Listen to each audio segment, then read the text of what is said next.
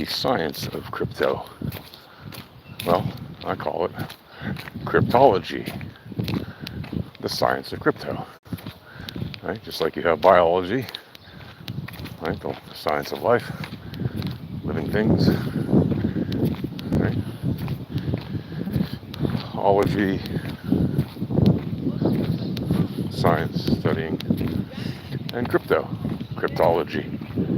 Kind of a very obvious name. Now, what exactly does it entail? Well, cryptology is not just the science and study of cryptocurrencies, but actually it originates with the science and study of cryptography. What is cryptography? For those of you who don't know, cryptography is the technology, the information technology of encrypting or encryption, which means secure modes of communications. What does that mean? That means that we don't simply write a message and send it from one person to another. Right? It means that the actual language that is used to send and receive the message is encoded or encrypted using a variety of methods. Right? One simple method these days is by using algorithms that must be solved in order to send and receive the message. So, for example, when we're talking about the Bitcoin cryptocurrency, then we're talking about the SHA-256 algorithm, which is currently the algorithm used to encrypt the Bitcoin blockchain. Now, why is that important? Well, that's important because if you want to mine crypto, specifically Bitcoin or any other crypto that uses SHA-256 as the algorithm that you need to use, well then you need to use that algorithm to mine it, obviously. And what does that mean? That means that when you are running a miner, which at this point in the game, yes, you can technically do it by hand, but when you're competing against computers, you won't have any chance of mining a block by hand. The probabilities are infinitesimally small that you will actually get that block mined by hand. Although, if all the computers on Earth were to stop functioning, at least all the Bitcoin computers were to stop functioning, then you could technically mine Bitcoin by hand. Right? There's actually very nice videos about that you can watch. I recently put a link to one of them. I think it was on X or something, where you could see somebody decrypting the SHA-256 algorithm by hand. You can see how it's done, and you can realize, this is what the miners are doing. Yes, that is literally what the miners are doing. As opposed to taking, an hour or something to run an algorithm by hand and decrypt an algorithm by hand, it's you get tons and tons and tons of attempts done by your average miner every minute, right? They're just powering through, zipping through potential algorithm solutions to mine the latest block, right? And whoever finds that solution first, gets the reward for mining the block.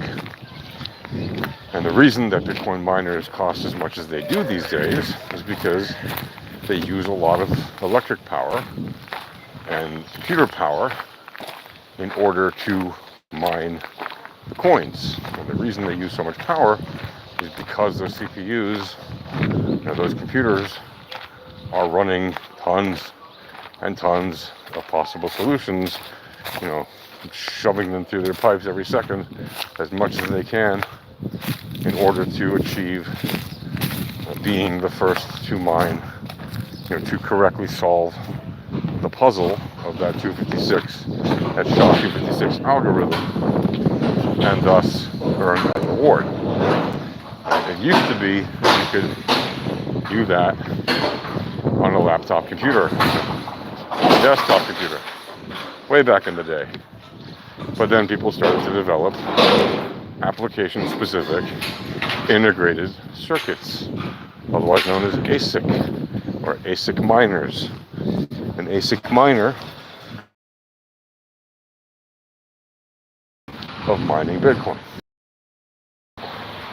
Something else you should know about cryptography is that cryptographic algorithms are specifically designed to fail. What? That's right. Cryptography is designed to have fragile, vulnerable points of failure. Why? Well, because eventually codes can be solved. Encryption can be solved. Right? The Germans thought they made a strong encryption with the Enigma miner during World War II. The German army had what they called the Enigma device, not the Enigma miner, the Enigma device, which was used to communicate in an encrypted way back and forth between whoever had an Enigma device on one end and whoever had one on the other end. And the Allies managed to decrypt it. How did they do this? Well, they caught some of them in battle. And rather than reveal that they had caught them, they kept them on the down low, as is common to say in the modern parlance of our time. And they figured out how to use them to intercept messages and use the devices, therefore, to decrypt.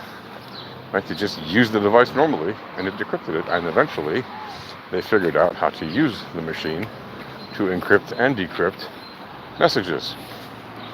And that is how the Allies were able to use the Enigma against the Nazis and the German army in battle, and eventually it was one of the key aspects of how the Allies won the war during the Second War. Now,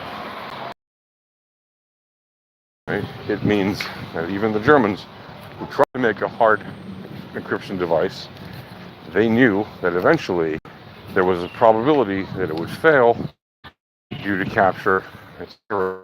But because they weren't aware that their devices had been captured and used, they thought they thought maybe they knew some had been captured, but they didn't think they'd actually been used properly. So they thought their device and their system was strong. Their point of failure was in trying to make the system too strong, so that the Allies were forced, essentially, to use the device in order to decrypt it, and they did. And so, encryption, and if you look back at like the Russians who used encryption and cryptography, which is where the word comes from. And yes, there's been cryptography before that, but it wasn't called that. Encoding or other words you were used for it. But the Russians, during the days of the Bolsheviks fighting the Tsar, the Bolsheviks wanted to communicate secretly and securely so that the Tsar and his soldiers would not be able to know what the communist Bolsheviks had in mind. And so they developed forms of cryptography. And these forms of cryptography are what allowed Bolsheviks to communicate securely and eventually run a revolution against the Tsar and oust the Tsar and take over Russia and install the communist Russians as the governing power there for the time that they were in charge. Now, what does this mean? That means the Russians who built these cryptographic systems were aware that their systems were highly vulnerable because they were extremely high risk due to the nature of their context. So they designed systems that would fail and that they could detect their failure very quickly and therefore replace the algorithm effectively that they were using in order to conduct these encrypted communications. And they did. And guess what? Today's cryptocurrencies operate by the very same principles, which is that the cryptographic algorithms that are used to maintain the networks like Bitcoin and Litecoin and others, they are built to be weak, to eventually fail. Now, that doesn't mean that they're weak, that they're going to fail if anybody tries to break it.